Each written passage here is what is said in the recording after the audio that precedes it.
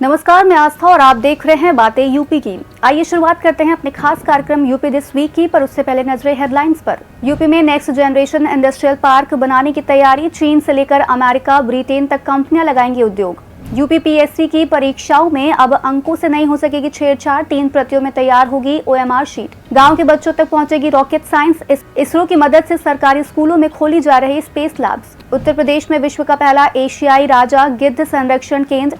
गिद्ध प्रजाति की जनसंख्या में होगा सुधार। चित्रकूट सहित 5 डिफेंस कॉरिडोर को पर्यावरण मंत्रालय की मंजूरी। 5,000 करोड़ की है परियोजना। अलीगढ़ के गुलबीर को यूपी एथलेटिक्स पुरुष टीम की कमान। खिलाड़ियों में खुशी की लहर। ई स्टैम्प को और अधिक सुरक्षित बनाएगी योगी सरकार। जाली पेपर के भय से मिलेगी मुक्ति।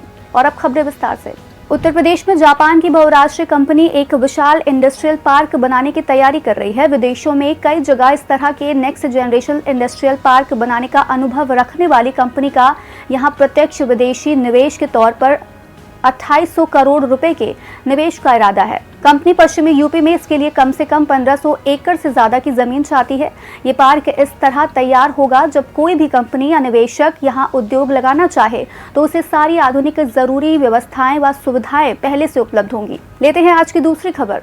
उत्तर प्रदेश लोक सेवा आयोग ने एक तीर से कई निशाने साधे हैं। आयोग ने 3 प्रतियों में ओएमआर आंसर शीट तैयार करने का निर्णय लिया है, जिसमें एक प्रति कोषागार में संरक्षित रखी जाएगी ताकि भविष्य में ओएमआर संबंधी किसी भी तरह का विवाद सामने आने पर तीसरी प्रति के सत्यापन के माध्यम से विवाद को दूर किया जा सके। परीक्षाओं में अक्सर नंबरों के साथ छेड़छाड़ या ओएमआर आंसर शीट खाली छोड़ने के आरोप लगते रहे हैं। आयोग के इस निर्णय से सभी प्रकार के विवादों का समाधान किया जा सकेगा। अब तक आयोग 2 प्रतियों में ओएमआर आंसर शीट तैयार कराता था। परीक्षा के बाद आंसर शीट की मूल प्रति आयोग के पास रह जाती थी, जिसके आधार पर परिणाम तैयार किया जाता था और दूसरी प्रति अभ्यर्थी को सौंप दी जाती थी। लेते हैं आज की तीसरी खबर। अब ग्रामीण क्षेत्रों की पढ़ाई को और बेहतर करने के लिए गांव के स्कूलों में बच्चे रॉकेट साइंस पढ़ सकेंगे। उत्तर प्रदेश के कई जिलों के सरकारी स्कूलों में ये बदलाव शुरू हो चुका है। स्कूल में स्पेस लैब्स खोली जा रही हैं। भारतीय अंतरिक्ष अनुसंधान संगठन यानी इसरो के सहयोग से इन लैब्स को बनाया जा रहा है। उत्तर प्रदेश के सिद्धार्थनगर जिले में ये पहल शुरू हुई है। यहाँ ग्राम प्रधान दिलीप कुमार त्रिपाठी के नेतृत्व में 2021 में पहली ग्रामीण अंतरिक्ष प्रयोगशाला की स्थापना की गई थी। स्थानीय सरकारी स्कूल के पूर्व छात्र दिलीप त्रिपाठी इसरो के मिशनों से काफी प्रेरित होते थे और वे चाहते थे कि वे छात्रों में वैज्ञानिक सोच पैदा कर सके। 2 साल में कड़ी मेहनत से जुटाई गई धनराशि और इसरो की पैनलबद्ध एजेंसियों की मदद से स्पेस लैब बनाई गई। लेते हैं आज की चौथी खबर। उत्तर प्रदेश के महाराजगंज में एशियाई राजा गिद्ध या लाल सिर वाले गिद्धों के लिए दुनिया का पहला संरक्षण और प्रजनन केंद्र स्थापित करने की योजना बन रही है। यह सुविधा 2007 से अंतर्राष्ट्रीय प्रकृति संरक्षण संघ की लाल सूची में अत्यंत विलुप्त होने वाले प्रजातियों की जनसंख्या में सुधार करेगी। केंद्र का नाम जटायु संरक्षण और प्रजनन केंद्र रखा गया है, जहां गिद्धों की 24/7 मॉनिटरिंग की जा रही है। लेते हैं आज की 5वीं खबर। चित्रकूट उत्तर प्रदेश एक्सप्रेसवे औद्योगिक विकास प्राधिकरण ने 21 जून को 5 डिफेंस कॉरिडोर के लिए पर्यावरण एनओसी की जानकारी दी थी। 18 जनवरी को पर्यावरण मंत्रालय ने सैद्धांतिक सहमति दे दी और हाल ही में इसे लिखित अनुमति मिल गई। चित्रकूट में डिफेंस इंडस्ट्रियल कॉरिडोर को बढ़ावा देने के लिए सरकार 5,000 करोड़ रुपए का निवेश करने जा रही है। इस निवेश का इस्तेमाल चित्रकूट में कई सैन्य सामग्री परियोजनाएं स्थापित करने में किया जाएगा।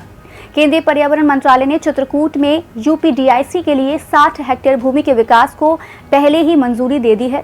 लेते हैं आज की अगली खबर। हाल ही में अमेरिका के पोर्टलैंड में 5,000 मीटर दौड़ में गुलबीर ने नया कीर्तिमान बनाया है। चीन के होंगजोउ में 19वें एशियन गेम्स में अलीगढ़ के गुलबीर सिंह ने 10,000 मीटर दौड़ में कांस्य पदक जीतकर जिले का नाम रोशन किया था। वहीं अब पंचकुला हरियाणा में 27 से 30 जून तक होने वाली 63वीं राष्ट्रीय एथलेटिक्स प्रतियोगिता में अलीगढ़ के गुलबीर सिंह को यूपी एथलेटिक्स पुरुष टीम की कमान सौंपी गई है।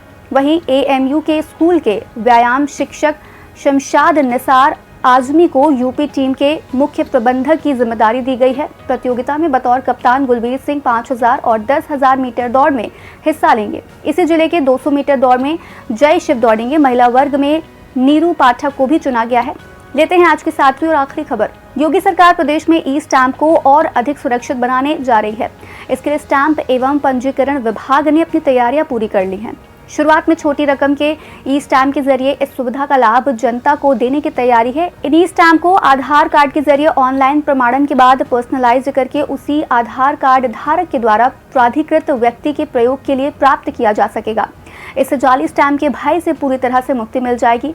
विभाग ई स्टैम्प के नए प्रारूप की डिजाइन भी फाइनल कर चुका है। अब चलते चलते एक नजर डाल लेते हैं देश दुनिया की कुछ अन्य अहम खबरों पर। भारत और दक्षिण अफ्रीका महिला क्रिकेट टीम के बीच टेस्ट सीरीज का आगाज हुआ।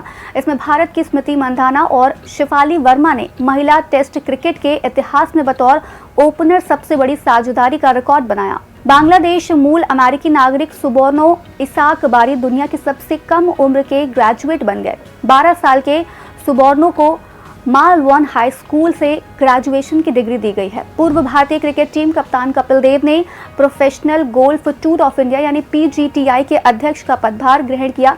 कपिल देव को HR श्रीनिवासन की जगह नियुक्त किया गया है। चीन का मून मिशन चांद की सतह से मिट्टी लेकर धरती पर पहुंच गया है। इसी के साथ वह पहला देश बन गया है जो चांद के अंधेरे हिस्से में सैंपल लेने में सफल रहा है।